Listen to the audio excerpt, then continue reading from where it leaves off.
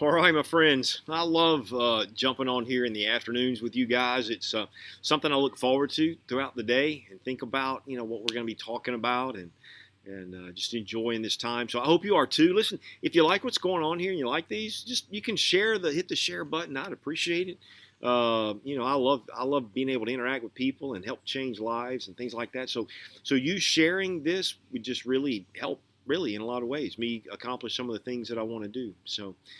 Hey, we're looking at how to let life get better. And I love the flavor of that. I'm not going to keep saying that to you every week, or every day rather, but letting life get better is the greatest question that you can ask yourself.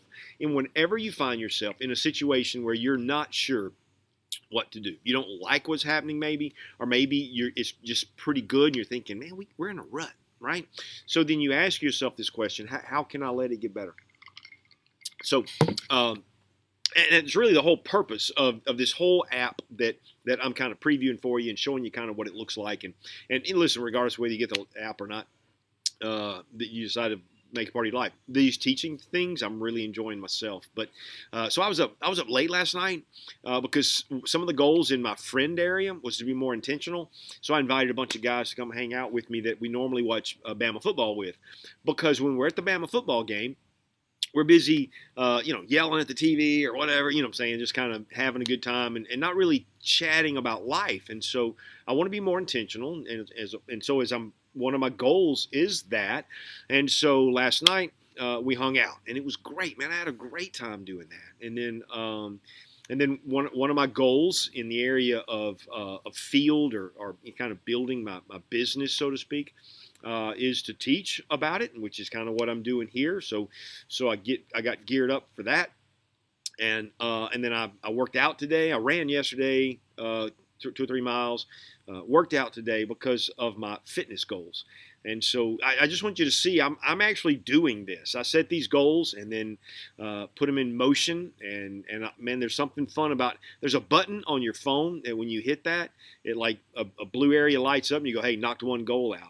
And then you get on down the road. Like when I finish this, bam, I'm going to hit number 2. It's going to, 3 actually.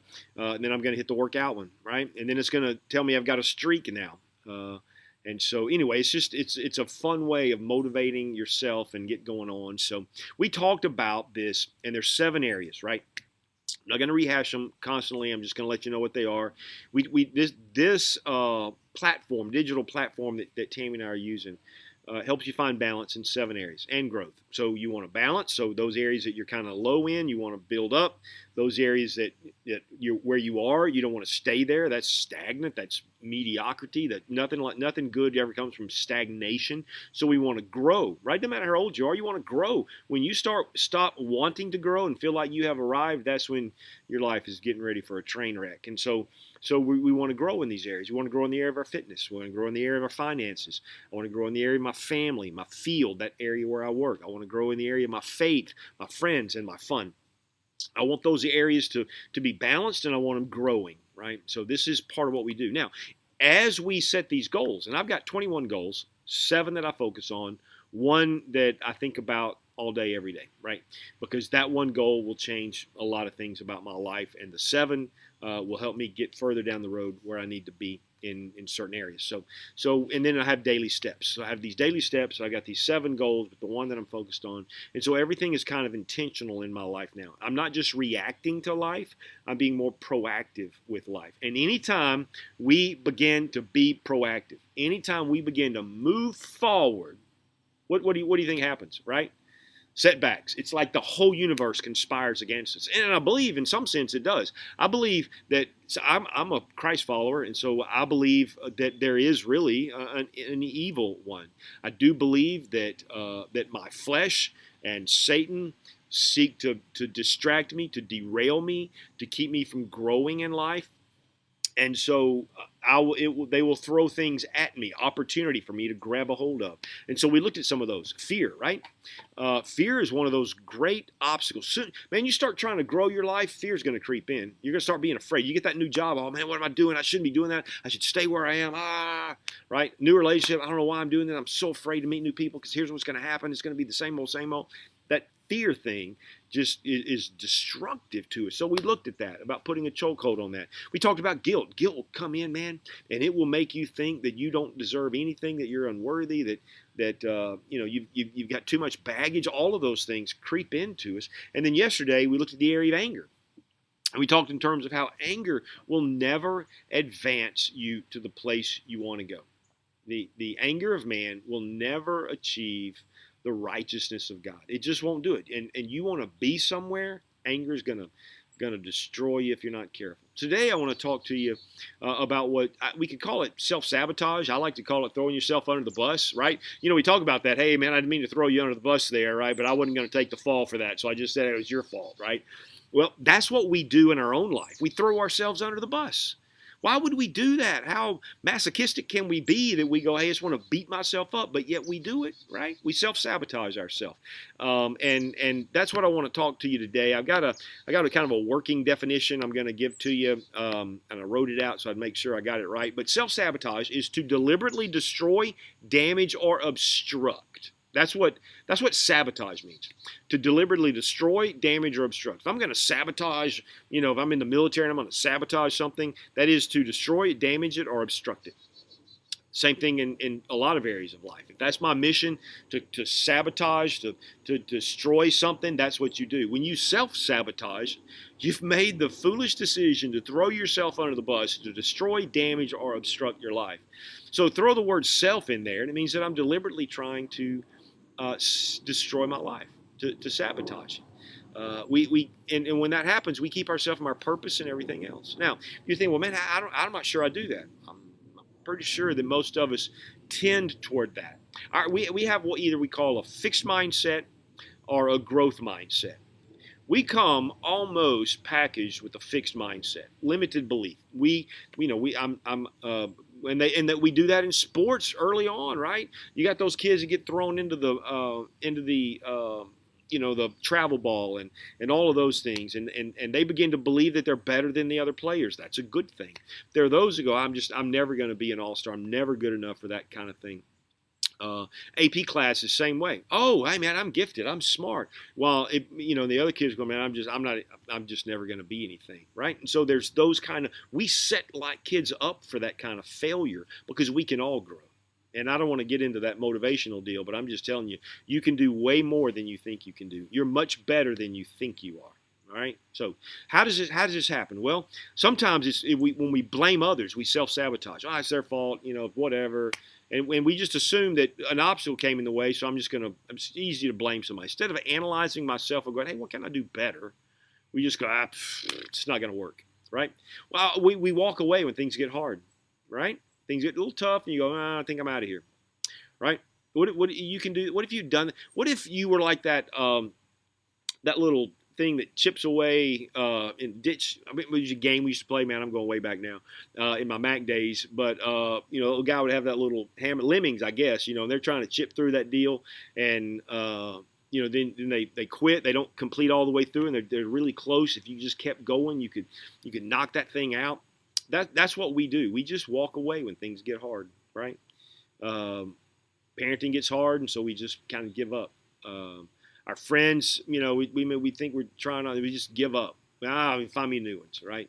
And you miss out on all of those resources that got you to that place, and you're probably so close to getting somewhere, but yet you just quit when things get hard, right? You grow a business. You have this desire, I want to own a restaurant. And so you got goals, and things get hard, or money, you can't figure out how to get money, and so you just quit. See what I'm talking about? Self-sabotage. Sometimes we're not focused enough. We say we want something, but we self-sabotage ourselves because we get so busy doing so many things that we can't stay focused on the one thing. And so that's what self-sabotage is. And there are other things that we tell ourselves, I'm not skilled enough. I don't have what it takes. That's the easy way out. Just to go, I don't have what it takes. That's why I always try to teach my kids this one phrase, up until now. I think I posted about that a while back. But it's a great phrase. Up until now, I've not been a very good student. Up until now, I've not been very consistent at working out. Up until now, you see, when you say that, you change the game. The sabotage is now you have sabotaged the sabotage, if that makes sense to you. So this is where we have to be, right? Some of us are like, hey, when I get around to it, that's being not focused enough, right? And then lowering our standards. We just lower our standards. Some of you self-sabotage. You could have some really good relationships if you're single and you're looking, but you've lowered your standards so much because you've convinced yourself that you're not good enough, or these are the kind of men, this is the only kind of man I can get, or this is the only kind of woman that I can get. And so you're stuck. So as a result, right, what happens? You don't pursue that education. You think I'm never going to amount to anything. You don't apply for that job because you think I'm not qualified. You don't risk that adventure because you think I don't think I can climb that mountain. I don't think I can do that triathlon. I don't think I can do these things. That's called self-sabotage. Now here's the good news though. You can clear self-sabotage out of your life. It takes work, but it can be done. You can retrain, just like you can retrain your body and reshape it by what you eat and how you work out.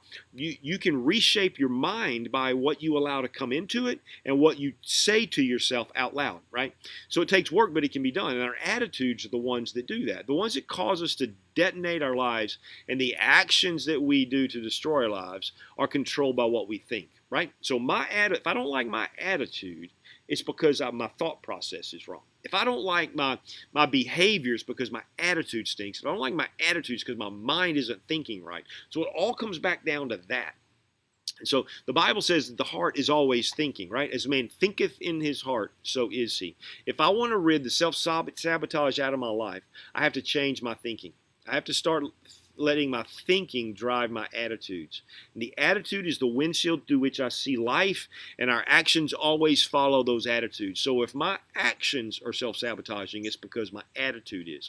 And I'm not trying to be redundant. I just want you to grab that. So how do we do it? How do we sabotage? How do we do that? Well, grab a piece of paper, begin to write down things you believe about yourself that are negative, right? This is a hard test, but just write out what's kind of negative in your life, what you think about yourself. It's negative. Write those down. Then those things that limit you, right? Well, I'm not smart enough. Don't have an education. Don't have whatever, right? Things like, I'm not smart enough. All that kind of stuff. Write that down. Now, here's what you do. Once you get all that down, you ask yourself, all right, Pardue. Well, don't say Pardue, your name. Why do I believe that? Why? Was it something somebody told me? Who are they, right? Well, my dad always said I'd never amount to anything. Well, my dad didn't, but I mean, maybe that's true of you. Well, is he right? I mean, why just because he says that does it mean he's right? What did he know about you, right? So you ask yourself why you believe those things, and you have a good old-fashioned self-talk. I mean, there's health in self-talk. Psalm 42 and 43, David says, he begins to have self-talk. He says, oh soul, why are you weary? Why are you downcast? We could say, oh man, Randy, why are you so self-sabotaging? Why are you so down on yourself? Right? There's that self-talk. It's a healthy thing. So you ask yourself that. Then you get with a trusted friend, one who knows you, one who has some spiritual maturity about them, who's honest, who loves you, and ask them to tell you what they believe about you. It's going to be the greatest exercise you can do. And I've kept you too long today. I try to do these things short in the afternoons. But man, let's sabotage self-sabotage, right? Let's just blow it up before it does that to us. Because you and me have goals. We have a life to live. We got one shot. So we're going to live it. And we're not going to let these things keep us down. All right, man. Until tomorrow, if I jump on here tomorrow, I'll let you know. Until then, man, you guys have a great evening, and I'll see you tomorrow, Lord willing.